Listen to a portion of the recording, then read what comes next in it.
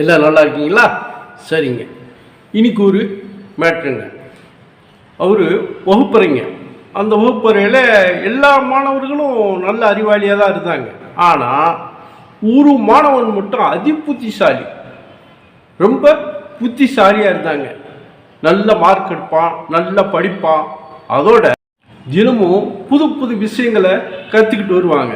அதனால் அந்த கிளாஸ் வாத்தியாருக்கும் அந்த பையன் மேலே ரொம்ப அலாதியான பிடிக்கும். அவன் மேலே தனி கவனமும் செலுத்தினாருங்க. அப்படி இருக்கும்போது இப்படியே கொஞ்ச நாள் போயிட்டு இருக்கும்போது அவன் அவனுடைய நடத்தையில் லேசாக மாறுதல் தெரிஞ்சுங்க. அவனுடைய நடத்தையில் லேசான மாறுதல், அதாவது அவனுக்கு நம்ம தான் நல்ல மாணவன் அப்படிங்கிற ஒரு அகம்பாவம் வந்துருச்சு. ஆனால் என்ன பண்ணால் அதை விட பெரிய கிளாஸில் படிக்கிற பசங்களை கூட கேள்வி பண்ணுறது, வேணும்னே போய் ஏதாவது கடினமான கேள்வியை அந்த பசங்கள்கிட்ட கேட்கறது. அவனுக்கு தெரியாதுல்ல, உடனே எல்லா பக்கத்துலையும் சிரித்து அவனை கேள்வி பண்ணுறது. இப்படி பண்ணிக்கிட்டு இருந்தாங்க. இது இந்த கிளாஸ் வாத்தியாருக்கு இவருடைய காதுக்கு வந்துடுச்சு. வந்தது ரொம்ப வருத்தப்பட்டார். அடடா, அந்த பையன் நல்ல பையனே, இந்த மாதிரி கெட்டு போகிறானே, அவனை திருத்தணுமே அப்படின்னு சொல்லி நினைக்கிறார்.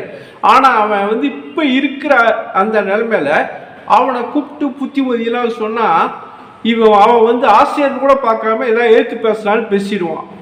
அதனால் ரொம்ப யோசனை பண்ணி, சரி அவனை இப்படிலாம் பண்ணக்கூடாது, அப்படி வேற மாதிரி தான் டீல் பண்ண அப்படின்னு சொல்லி போட்டு முடிவு எடுக்கிறாரு. அவனை ஒரு நாள் கூப்பிட்றாருங்க. கூப்பிட்டு, இங்கே வா தம்பி, இந்த மாதிரி கிராமத்தில் என்னுடைய நண்பர் ஒருத்தர் ரொம்ப பெரிய அறிஞர், அவர் இறந்துட்டார். அவருக்கு சவப்பெட்டி ஆர்டர் கொடுக்கணும். அது அந்த மற்ற பசங்கள்கிட்ட சொன்னாலும் சரியாக செய்ய மாட்டானுங்க. அதை சரியாக உன்னால தான் செய்ய முடியும். அதை திறமையாக செய்யணுண்டா நீ தான் செய்யணும். அதனால தான் உடைய கூப்பிட்டு சொல்கிறேன். அவர் தர்க்க சாஸ்திரத்தை கரைச்சி குடித்தவர். தர்க்க சாஸ்திரத்தை கரைச்சி குடித்தவர். 200க்கு மேலே அதிகமான புத்தகங்கள்லாம் எழுதி வெளியிட்டிருக்காரு. அதோட 10 முறைக்கு மேலே அவர் அரசாங்கத்தால் சிறந்த அறிஞருக்கான விருதியும் வாங்கியிருக்கார். இவர் இறந்துட்டார். இவருக்கு ஒரு சவப்பெட்டி தயார் பண்ணணும். அதை இந்த இடத்துல செஞ்சு கொடுப்பாங்க. சவப்பெட்டி செய்கிறவங்க இருக்காங்க. அவர்கிட்ட கொண்டு போய் விவரம் சொல்லி அவருக்கு ஒரு நல்ல விதமாக நேர்த்தியாக ஒரு சவப்பெட்டி தயார் பண்ணி மத்தியானத்துக்குள்ளே வேணும் அப்படின்னு சொல்லி கேட்டு வாங்கிட்டு வரணும். போய் நீ போய் ஆர்டர் கொடுத்துட்டு வா போன்னு சொல்லி அனுப்பிச்சுட்றாருங்க. சரி, இந்த பையன், அதாவது இந்த பையனுக்கு உன்னால தான் செய்ய முடியும், இதை திறமையாக நீ தான் செய்வேன்னு சொன்னதும் அவனுக்கு ரொம்ப ஏறிக்குச்சு. ஆஹா, நம்மளை இந்த அளவுக்கு பாராட்டுறாருன்னு சொல்லி ரொம்ப ஏறிக்குச்சுங்க. சரின்னு சொல்லி அவன் போய் அந்த சாவப்பட்டி செய்கிற இடத்துக்கு போயிடுறாங்க. அங்கே போய் அதே மாதிரி போனதுமே அவர் சாவப்பட்டி செய்கிறவர் அந்த கடைக்காரர் கூப்பிட்டு உட்கார வைக்கிறார். உட்கார வச்சு என்ன தம்பின்னு சொல்லி கேட்குறாருங்க. இந்த பையன் அவர்கிட்ட சொல்கிறாங்க, இந்த மாதிரி ஒரு சவப்பெட்டி செய்யணுங்க, அந்த சவப்பெட்டியை இன்னைக்கு மதியத்துக்குள்ளே வேணும், தயார் பண்ணி கொடுத்துருங்க அப்படின்ட்டு விவரம் சொல்கிறான். அவர் இறந்தவர் அந்த அங்கே சொன்னாப்புல அவர் சொன்ன மாதிரியே அவர் தர்க்க சாஸ்திரத்தை கரைச்சி குடித்தவருங்க. 200க்கு மேலே புத்தகங்கள்லாம் எழுதி வெளியிட்டிருக்காரு. 10 முறைக்கு மேலே அரசாங்கத்தில் சிறந்த அறிஞருக்கான விருதியும் வாங்கியிருக்காரு. அவருக்கு ஒரு நேர்த்தியான நல்ல பெட்டியாக வேணும், கொஞ்சம் செஞ்சு கொடுத்துருங்க அப்படிங்கிறாப்புல. சரி, அதெல்லாம் சரி, இந்த விருது அது இதெல்லாம் என்கிட்ட எதுக்கு சொல்லிக்கிட்டு இருக்கிறீங்க, நான் பணத்துக்கு பெட்டி செஞ்சு கொடுக்குறவன், எனக்கு அதெல்லாம் தேவையா? அவர் இவ்வளோ பெரிய அறிஞர், இப்போ பணமாக தானே இருக்காரு.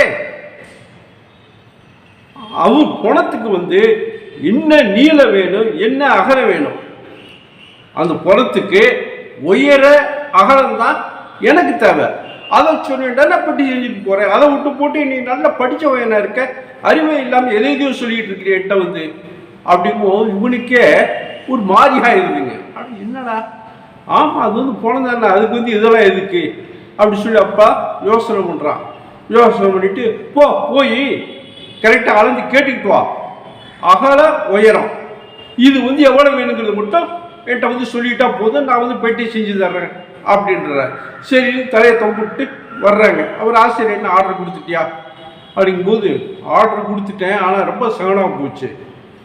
அவர் நம்மளை சத்தம் போட்டு விட்டாரு.